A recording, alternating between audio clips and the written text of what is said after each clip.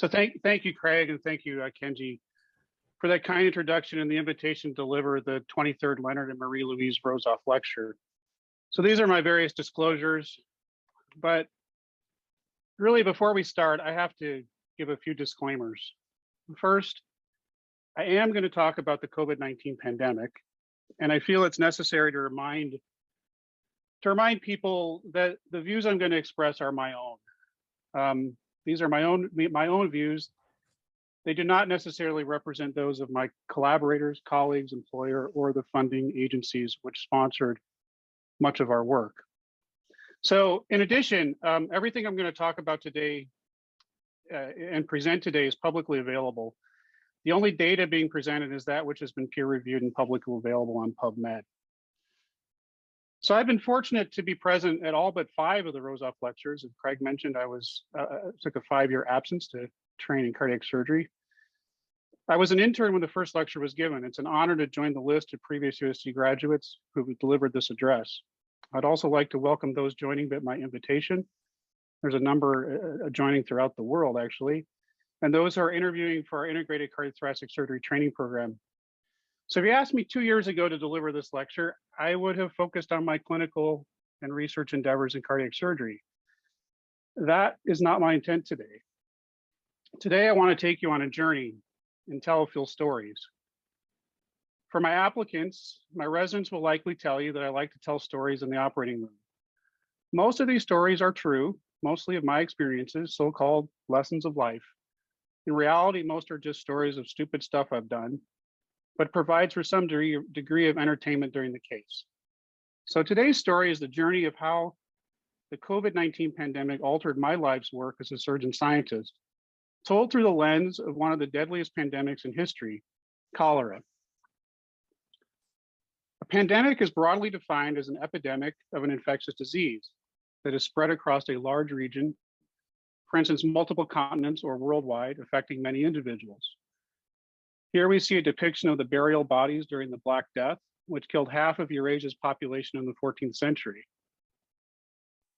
Important pathogens that have caused pandemics in modern times include cholera, bubonic plague, influenza, of which there's lots of different kinds, smallpox, and HIV. Here, members of the American Red Cross carry a body during the 1918 Spanish flu pandemic. So where are we today with the COVID-19 pandemic? As of December 2nd, worldwide, there have been over 264 million cases and 5.2 million deaths. That's a mortality rate of just under 2%. Figures in the US have improved from a year ago, but we continue to see significant cases, hospitalizations, and death. In total, there have been 780,000 deaths in the United States alone. That's a death rate of 1.6% and represents about 0.2% of the entire US population. It's been an incredible year of advances, primarily driven by vaccines. As of December 7th, 75% of residents of Los Angeles County are fully vaccinated. That is one of the highest in the country. We can see that vaccines work from data provided by Dr. Spellberg, actually on Twitter, so this is publicly available. The top figure represents weekly COVID cases in the county of Los Angeles since the beginning of the pandemic. And the lower figure are cases per week at LAC-USC Medical Center. Note the striking difference in these two curves when comparing the November to January peak in 2020, when we did not have vaccines or variants, to our current levels when we do have vaccines and now have variants. That said, I think it's important to remember that COVID-19 is not gone, and unfortunately likely never will be gone. Geographic variability over time is demonstrated here from a graphic in the Financial Times. Clearly remains important we remain diligent about this pathogen. As I reflected on the pandemic and the work we have done to fight the pandemic, as a heart surgeon, I would remind you, I asked myself 2 questions. One, what were the factors that allowed COVID-19 to take control of the entire globe in 2020? Second, how does the COVID-19 pandemic compare to other pandemics? Is this just history repeating itself? Are there historical lessons we could or should have learned? Neither of these are easy questions to answer. Perhaps asking these is just the surgeon in me, conducting my own M&M of the pandemic per se. Regardless, asking these questions and understanding potential answers has allowed me to put the work we did during the pandemic in a little better context. Much of this talk is from a book by Sonia Shah entitled Pandemic. Interestingly, this was written prior to the emergence of COVID-19. She brilliantly explains the fundamentals of pandemics in terms of the world in very simple terms. She's not a physician. She explains it in terms of the many repeating cholera pandemics. Interestingly, while the biology is completely different, the history of the cholera pandemic exemplifies all the factors required for a pandemic to occur and keep occurring. The similarities between these two pandemics are very striking. The components required for the propagation of a pandemic include the jump, locomotion, filth, and by filth we mean excrement, crowds, corruption, and politics. I've added politics, blame, and the cure. The astute observer will note that the biology of the virus is only half the story. While the pathogen needs to be able to spill over, spread, and cause disease, how societies respond to the pathogen is equally, if not more important. Society's response can determine if a pathogen will cause a pandemic and the course of the pandemic, ultimately either saving or contributing to the death of millions. There's countless examples of this in human history. I'll use a few stories from cholera to exemplify. The first step required in the evolution of a pandemic is the jump. Most pathogens require 2 or 3 species to come together that generally would not come together if left alone in nature. Cholera started out in the bodies of animals in a tiny crustacean called copepods. They're about 1 to 2 millimeters. Vibrio cholera are copepods' microbial partner, feeding on the abundance of chitin, the shed exoskeletons of crustaceans in the ocean. Vibrio bacteria and copepods proliferate in warm, brackish coastal waters where fresh and salty waters meet, such as the Sundarbans, an expansive wetlands at the mouth of the world's largest bay, the Bay of Bengal. Ms. Shah describes this as a quote unquote, netherlands of the land and sea long hostile to the human penetration, unquote. In fact, the Mughal emperors who ruled the Indian subcontinent up to the 17th century prudently left this area alone. However, in the 1760s, the East India Company took over Bengal, and with it, the Sundarbans, bringing English settlers into the wetlands. The equivalent of deforestation then ensued. This contact allowed Vibrio cholera to quote unquote jump into humans.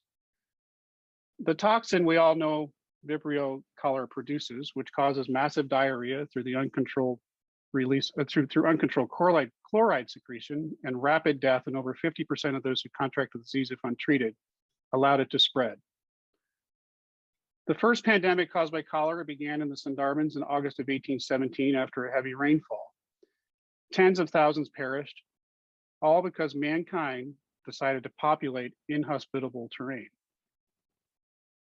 What about the SARS-CoV-2 virus that's responsible for COVID-19? The exact origins remain debated. However, we do know that previous coronaviruses have emerged from market selling live animals, particularly civets, raccoon dogs, and bats. While there are 2 competing theories, zoonotic emergence versus laboratory escape, there is very strong epidemiologic evidence linking the initial emergence of the SARS-CoV-2 virus to the Hunan market in Wuhan, as 2 of the 3 earliest documented cases were directly linked to this market. Overall, in December 2019, 55% of the cases had a link to either the Hunan or other wet markets in Wuhan, and very few cases were centered around the Wuhan Institute of Virology, which is the southern portion of those graphs. This review published recently in the Cell concludes that a zoonotic origin associated with an animal market is the most parsimonious explanation. The second step that contributes to the spread of a pandemic is locomotion. Pathogens must move to cause pandemics. The spread of cholera would likely have stopped if not for new modes of locomotion, specifically travel by sea. Coincident with the cholera outbreak of the early 1800s was the emergence of rapid sailboats and steamers crossing oceans and newly built canals ferrying people and commodities deep into the interior of nations, perfect for a waterborne pathogen.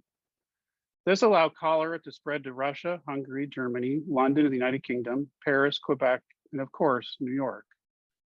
This was a so-called second cholera pandemic, which occurred between 1829 and 1837.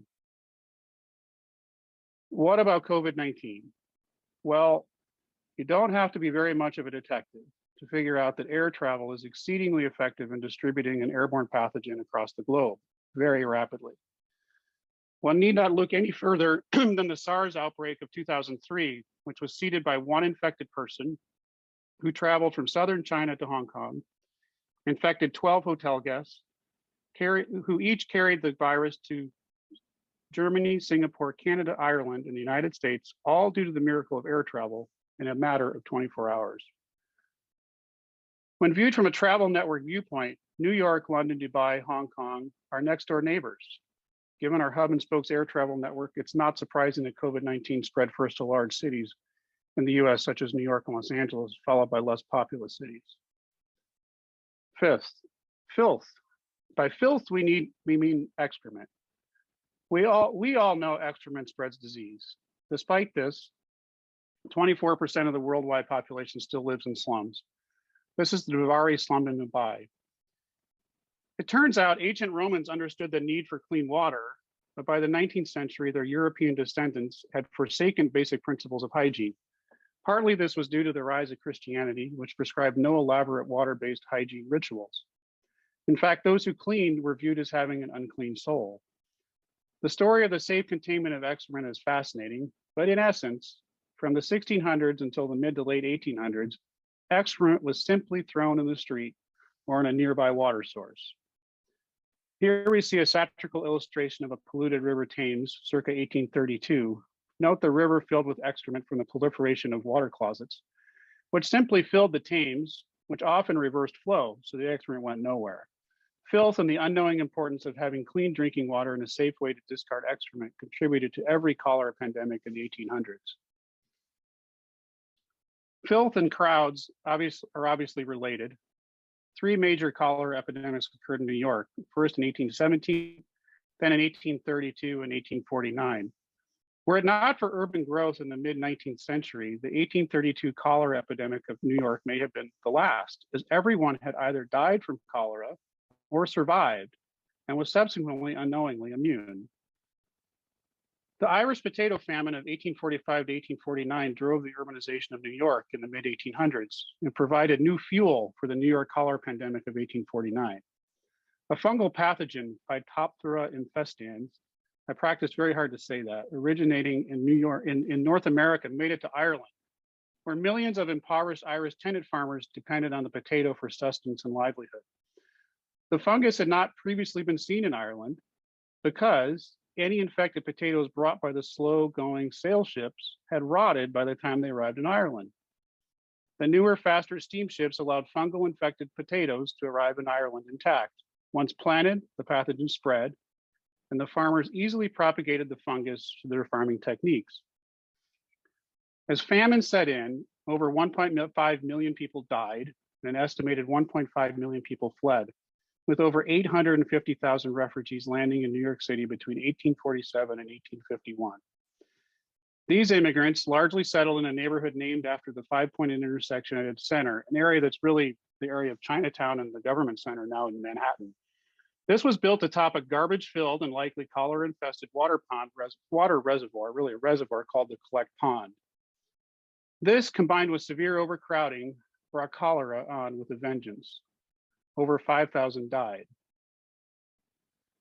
It remains somewhat debated, but there seems to be a relatively strong epidemiologic evidence suggesting that at least the initial COVID-19 surge seen in New York City in April 2020 was partially driven by subway transportation. This group at MIT performed an analysis of COVID-19 cases in New York City and subway usage based on turnstile counts. Here you can see a graphical depiction of cases superimposed by subway's turnstile usage at the same time. The data is arguably circumstantial, but highly suggestive of correlative effect. Corruption and politics. Where would the world be without corruption and politics? Well, if not for these, the New York cholera pandemics of the 1800s may never have occurred. While people didn't know what caused cholera or how to treat it, they did know one thing. Their water was fetid and it stunk. It stunk so much, they didn't drink it. They mostly made it into beer, which ironically made most of it safe to drink. In the 1800s, most of Lower Manhattan's water supply came from the Collect Pond, which was mostly derived from rainwater and wells. In 1798, a physician, Dr. Joseph Brown, and an engineer, William Weston, proposed that the city build a public waterworks to provide clean, uncontaminated Bronx River water to New Yorkers at a cost of $200,000. This would be paid for with a new tax. This was technically feasible. Steam engines would raise the water into high reservoirs and then pipe it to residents in modern lead pipes. The water would have also been slowly sand filtered, which would have removed about 90% of the impurities. To get approval, this proposal had to go to the state Senate, of which Aaron Burr was a senator. Aaron Burr was a Republican and in constant battle with his contemporary, Alexander Hamilton, a Federalist. The Federalists were mostly bankers and businessmen who wanted to strengthen federal institutions. Alexander Hamilton had just won a state charter from the state of New York to form the Bank of New York, a bank that was believed to, and likely did, discriminate heavily against the small farmers represented by the Republicans and Aaron Burr. Burr saw this water proposal as an opportunity to get a charter for his own bank. Burr derailed the Brown proposal, arguing it would cost well over $1 million, and then submitted a charter for his own private water company and bank, the Manhattan Company. After obtaining their charter, the Manhattan Company immediately downgraded its plans for an improved water supply, deciding against using steam engines in favor of using horses to pull the water pumps that would drive into the reservoirs. It also decided not to build a large new reservoir, but build a much smaller one, like less than 1% the size. And instead of using lead pipes, decided to use wood pipes. Worse, the charter did allow the company to use the unpolluted Bronx River. They chose instead to use the filthy, excreta-filled Collect Pond. Just under $200,000 was spent on the project. The Manhattan Company subsequently distributed contaminated water to New Yorkers for over 50 years. Today, the company that poisoned New York with cholera is known as JP Morgan Chase, the largest bank in the US. I don't need to mention how politics and corruption have played a role in the COVID-19 pandemic. Blame. People are always looking for someone or something to blame for social crises and a lot of things in life. In the book of Leviticus, a scapegoat is one of two kinds of goats. God commands Aaron to sacrifice 2 goats for the Day of Atonement. One was to be slaughtered, the other was to be symbolically laden with all the transgressions of the Israelites and then sent out to the desert to perish alone. This ritual sacrifice of the Azel goat, which the King James Version of the Bible translates to scapegoat, dramatized people's desires to expunge the powerlessness and guilt in life. More literally, scapegoating, the practice of singling out a person or group for unmerited blame and consequent negative treatment, has been rampant in pandemics, and neither cholera nor COVID-19 are exceptions. In the 19th century, physicians and religious leaders were targeted for violence. The physicians were actually accused by the public of actively killing cholera patients. Obviously, during the cholera outbreaks in New York, various groups were targeted: the Irish in the 1830s and 40s, Muslim pilgrims in the 1850s, and Eastern Europeans in the 1890s.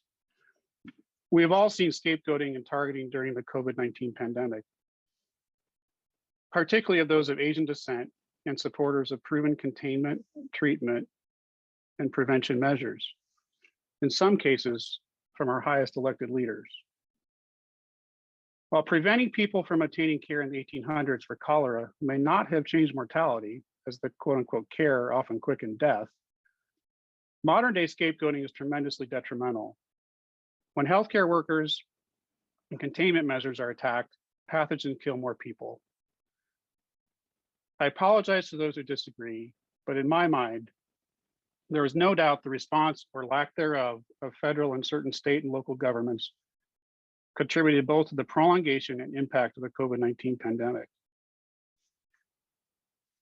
The cure for cholera is really simple: rehydration with an electrolyte solution and measures to create a clean water supply. What is difficult is changing medical paradigm. Hippocratic principles prevailed in the 17 and 1800s, which were that epidemic disease like cholera spread through foul-smelling gases called miasmas that poisoned those who inhaled them. The miasmas gases are on that right picture there. Dr. William Stevens, a relatively unknown physician in the Virgin Islands, cured cholera in 1832 But convincing the medical establishment proved impossible, given that his theories completely contradicted Hippocratic principles.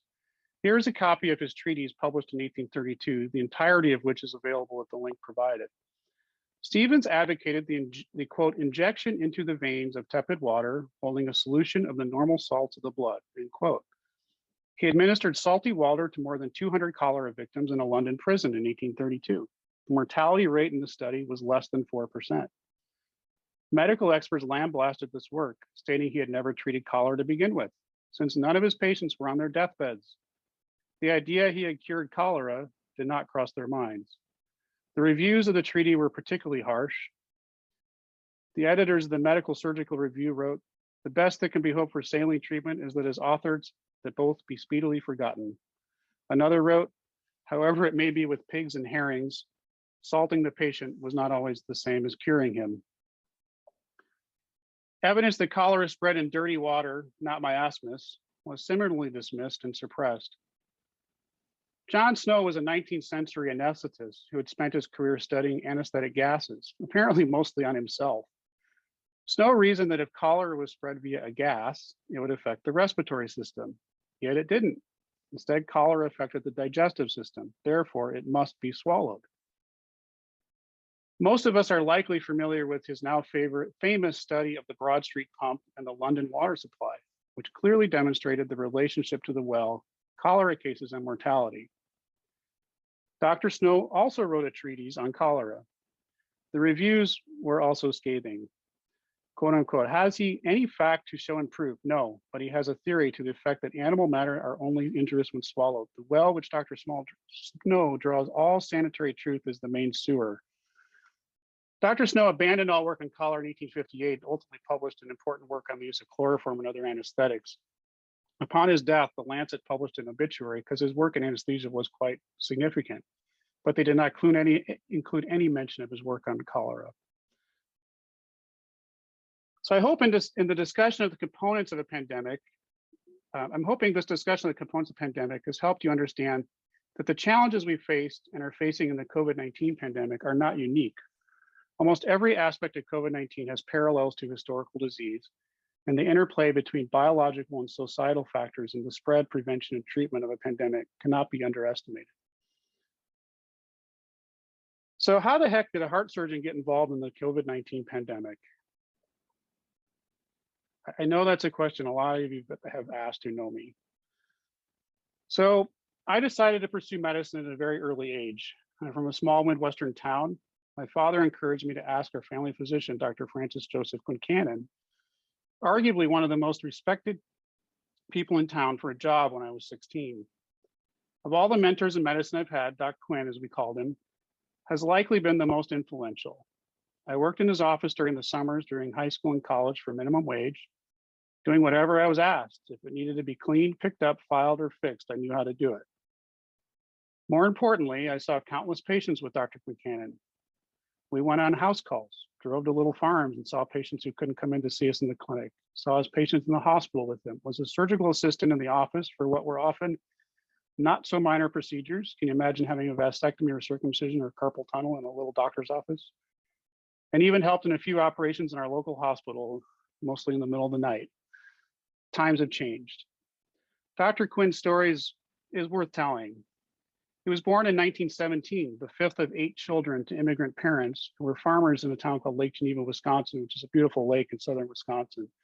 He went to the University of Wisconsin for his undergraduate work and then graduated from the University of Chicago Medical School in 1942. His postgraduate training was an entire year at Cook County Hospital. Sorry, residents, yours is a little longer.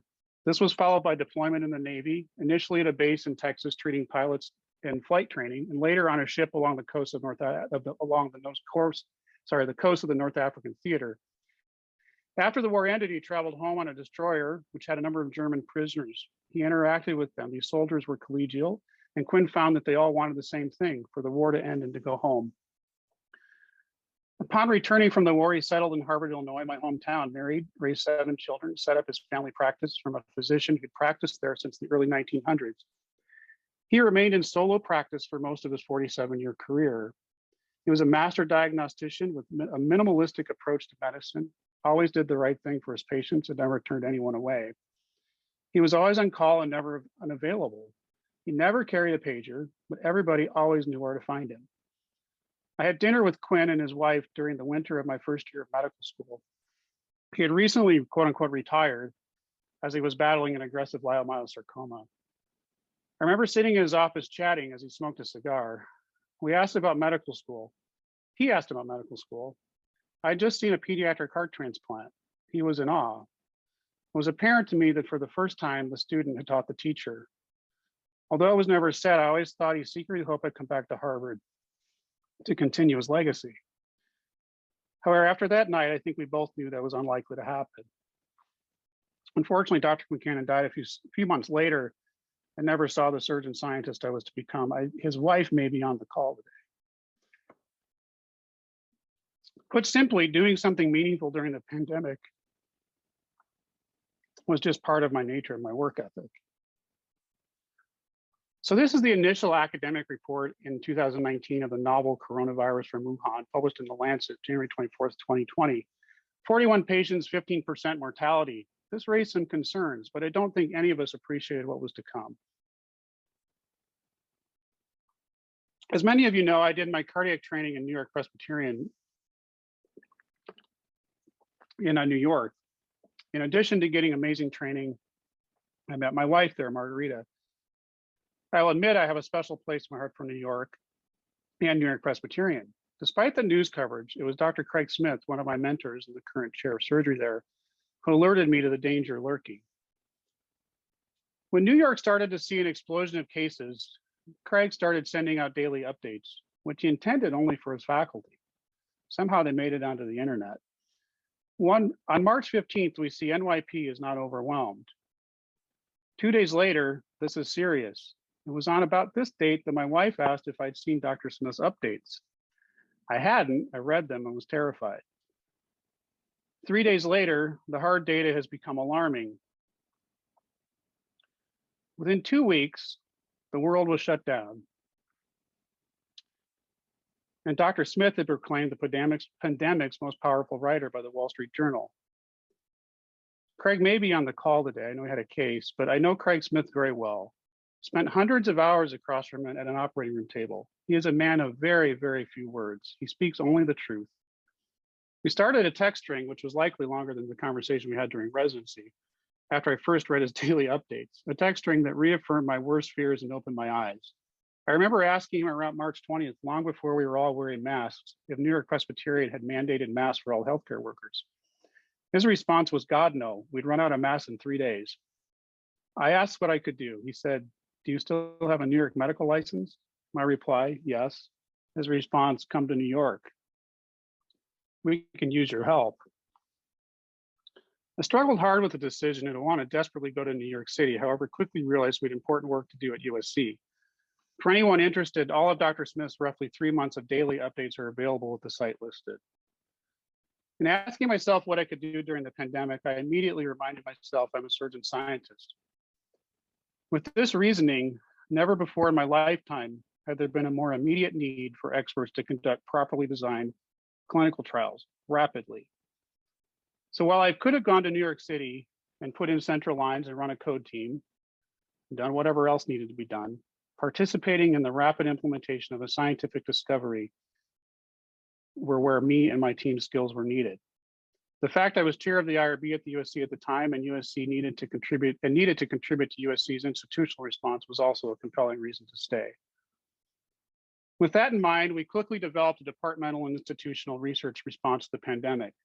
Within the Department of Surgery, under the leadership of primarily Dr. Scher, we adapted our surgical research unit to the COVID-19 pandemic in a way that ensured we could rapidly implement COVID-19 trials, but also maintain safe participation and, when possible, enrollment in non-COVID-19 trials. As chair of the IRB at the time, I worked very closely with Drs. Tom Buchanan, April Armstrong, Julie Slayton, Darcy Spicer, among many, many others, to institute numerous changes in the processes by which we implement clinical trials at USC, with the goal of creating a mechanism to quickly launch trials very quickly while maintaining appropriate patient safety and regulatory oversight. Last, and arguably most important, We repurposed our own NIH-funded cardiac surgery research network and ultimately took the lead in a network of networks, all of which rapidly designed and implemented therapeutic COVID-19 trials. Between roughly May 1st, 2020 and February 1st, 2021, the Department of Surgery enrolled well over 200 patients in COVID trials, primarily at LAC-USC Medical Center. In addition to the 2 trials I led, Dr. Megan Lewis also led an industry-sponsored COVID study, which was recently published in The Lancet. I need to diverge just a little to briefly review the federally sponsored clinical trial work we've done over the last 12 years and explain how we repurposed ourselves during the pandemic. The USC Division of Cardiac Surgery has been a member of the NHLBI-sponsored Cardiothoracic Surgical Trials Network since 2010. The CTSN is a federally funded trial platform which conducts trials that evaluate important clinical and public health questions in cardiac surgery. The structure of the network is such that CTSN investigators, non-investigators, and industry can propose trials to the CTSN steering committee. Approved trials are then conducted out of our network they're then conducted at our network clinical sites using a common data collection center, core lab, and clinical trial leadership. In essence, we're a research network ready to quote unquote go at a moment's notice, perfect for a pandemic. Currently, there's over 65 US and Canadian sites. We also have partners in the UK, Germany, France, Belgium, and thanks to COVID, Brazil. The network has in general conducted highly relevant clinical trials in cardiac surgery. Shown here are just a few examples of prospective randomized trials the network has conducted. USC's participated in all of these. In the interest of time, I'm not going to go into the details of these other than to note this work could be a talk amongst itself.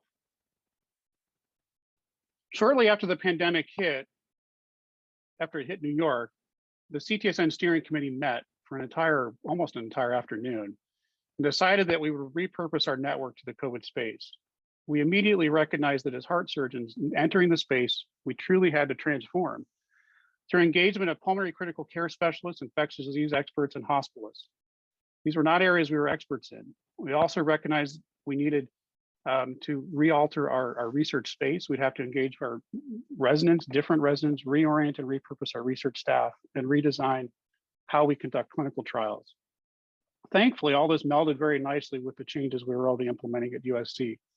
I thank Dr. Peter Smith from Duke for this slide. We quickly identified a trial opportunity with a corporate interest who we had previously done a trial with that had promising data using autologous derived off-the-shelf mesenchymal stem cells. These cells are hypothesized to be anti-inflammatory, and there's preliminary data they may be effective in blunting the inflammatory response associated with ARDS. I'm a bit limited in what I can show as this work is in various stages of review, but the mesenchymal stem cell in the treatment of moderate and severe COVID ARDS trial went from concept to enrollment in 5 weeks. Typically, a clinical trial would take 12 to 18 months to be implemented. A total of 222 patients with moderate or severe ARDS due to COVID-19 who were intubated less than 72 hours were randomized to MSC or sham infusion. USC was the highest enrolling center. The trial was stopped early due to futility in mid-December. The amount of effort this trial required was Herculean. Because of the rapidity in which the CTSN launched the MSC trial, we were asked to join a second federal trial group, ACTIV-3. The ACTIV-3 adaptive platform trial for COVID-19 inpatient therapeutics is a network of networks developed by the NIAID, NIH, and Operation Warp Speed. The trial is ongoing and is designed to test multiple agents using a common protocol with shared controls. Our work with this group initially focused on neutralizing monoclonal antibodies and passive immunotherapy. Ultimately, this work has resulted in several publications, most of which are again embargoed currently. The initial study did not show a benefit. The trial was not powered for mortality, but time for sustained recovery. Subsequent trials using the same platform examined other monoclonal antibodies, and a manuscript describing this is impressed, as well as a manuscript looking at responses by antibody status and RNA level load. I'd like to point out just how important the CTS has been to the Active3 trial platform. And this is a courtesy again of Dr. Smith from Duke. You can see here that 32% of the total patients enrolled to date in this network are from CTSN sites, with Duke leading the way by far. Cardiac surgeons have led this effort. Who would have thought? So what did we learn? First, we learned that research in a pandemic is very, very difficult. I can honestly say that April 1st of last year through February 1st of this year were the hardest 10 months of my life. I think the research staff would agree it has been the hardest time of their lives as well. That said, we have carried on as the fact we were trying to make a difference was all that was necessary. In addition, while it seems our work was all neutral to effectiveness, determining what does not work is likely just as important as determining what does work when you don't know a whole lot about what's causing a pandemic or what can treat it. This said, the most important thing I learned in the pandemic was the importance of collaboration. These are a few people that made this work happen, the true heroes. Words cannot thank the nurses, phlebotomists, research coordinators, bone marrow transplant lab staff, pharmacists, residents, fellows, and my colleagues who helped conduct this work. Listed here is an attempt to summarize the important tribe of mentors and collaborators I've been fortunate to have. On the left are largely surgical mentors from medical school residency, cardiac surgery training, and my first academic position. I can't recognize everyone, but I want to recognize a few people that have been instrumental during the pandemic, particularly those at the CTSN. Anatine Gellines, the PI of the CTSN, Alan Moskowitz, the co-PI, Marissa Miller, NH liaison, Peter Smith from Duke, and Ella Moquette. All these people have become true friends, and I think a few were able to join us today. I'd be remiss if I didn't recognize our research teams led by Dr. Scher. If you'll notice the list of people that were required to run the MSC trial and the Active3 trial are extensive, and this is likely only a fraction of the people, but required collaboration with people across multiple disciplines.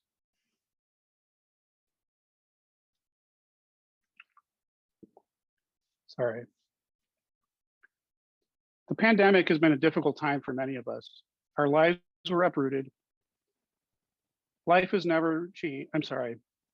Our lives were uprooted. Life has changed and may never be the same. My wife lost both her parents early in the pandemic, yet we consider ourselves lucky and fortunate.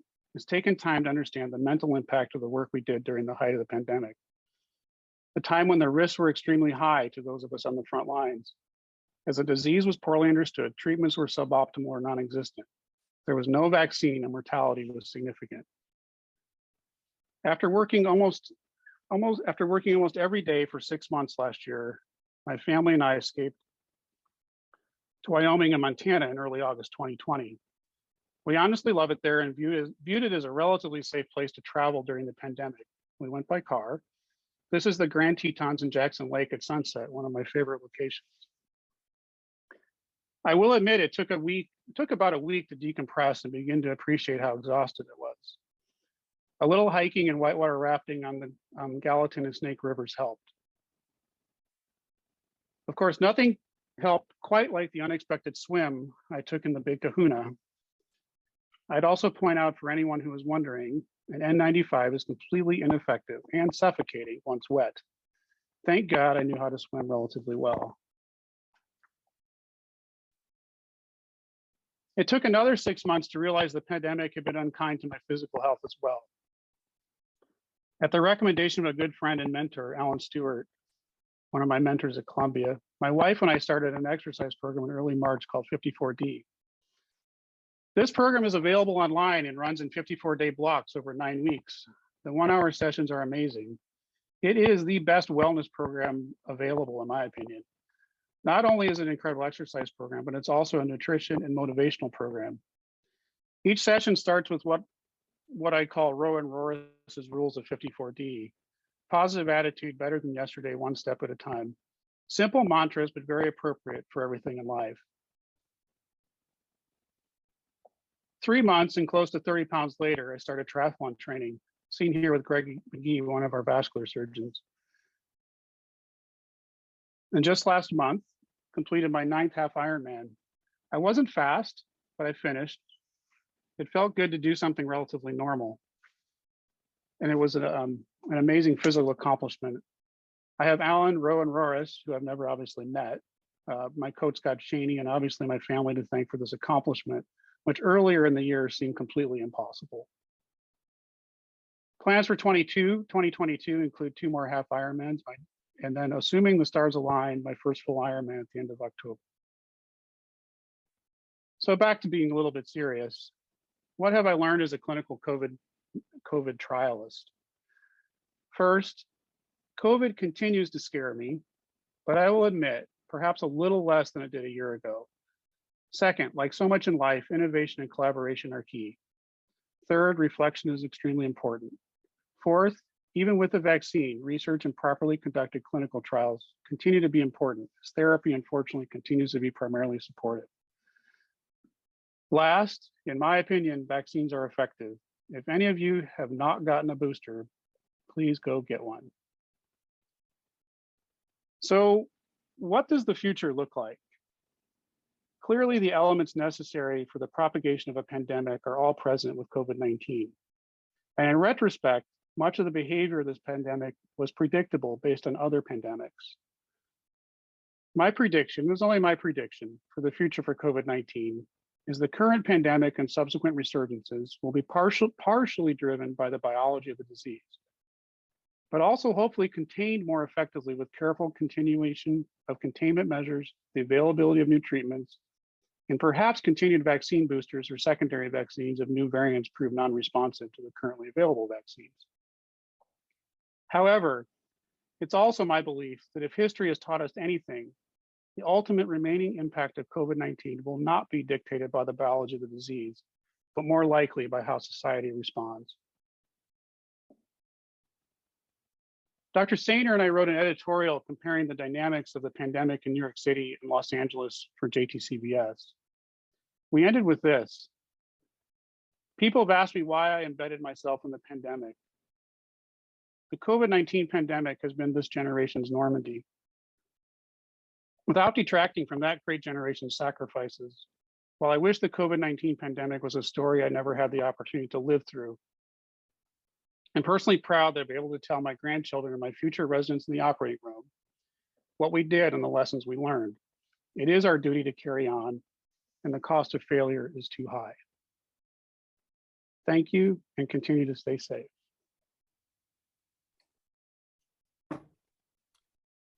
Wow, Mike, that was so inspirational, and I'm almost speechless because I can't imagine the amount of time you put into preparing that, let alone what you've done for the country, our program, USC, the nation. I imagine there's a lot of comments, but wow, Mike, that was just unbelievable. And, you know, a lot of things you said certainly hit home. I see Peter Crooks there. Hey, Peter.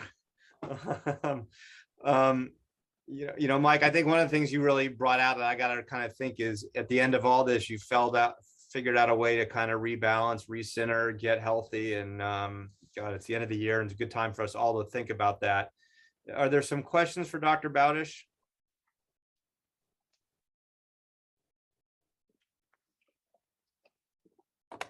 No, I see I see if anyone, so Marissa Miller was on from the NIH. There were at least, looks like Jennifer, who was Craig Smith's right-hand person at Columbia, was on. But I would just thank everybody. I mean, in addition to doing all that, obviously we kept a pretty busy clinical practice and continued operating at county. So the residents all had to live through me trying to juggle a lot of different things and continue to operate. And I think we accomplished it. Yeah, just unbelievable, Mike, in what you did and your response and your sense of responsibility. It's really inspiring and motivating, I think, to a lot of us. So thank you for giving this. Peter, can we hear something from you? I want to hear how you're doing. You're muted. You're muted. You're muted, Peter. I am doing unbelievable. Fantastic. I've actually published 2 papers this year in surgical, more than I did the year before I left. And I gave a concert, and it's on YouTube, so I'll send you all the link. I've enrolled in a degree in history from the Open University, so I'm migrating from being a surgeon to being an historian, following in the footsteps of Harvey Cushing. For the applicants, Peter Crooks retired from USC after a long career here and has moved back to Northern Ireland. So he's joining from across the pond. But I'm still wearing my USC sweatshirt. Yeah. That's great. Well, Mike, I mean, I know there's a lot of people like Peter that were your kind of mentors, and I just can't imagine how proud everyone is that's known you and watched you grow up and what you've turned into and achieved. And obviously, for all the residents, our applicants today, our residents, the general surgery residents, you know, I think what you've accomplished is just inspiring, and I can't thank you enough for putting the time into doing this and what you've done. I know we got to get to interviews, so thank you very much, Mike. Thanks, everybody. Well done, Mike.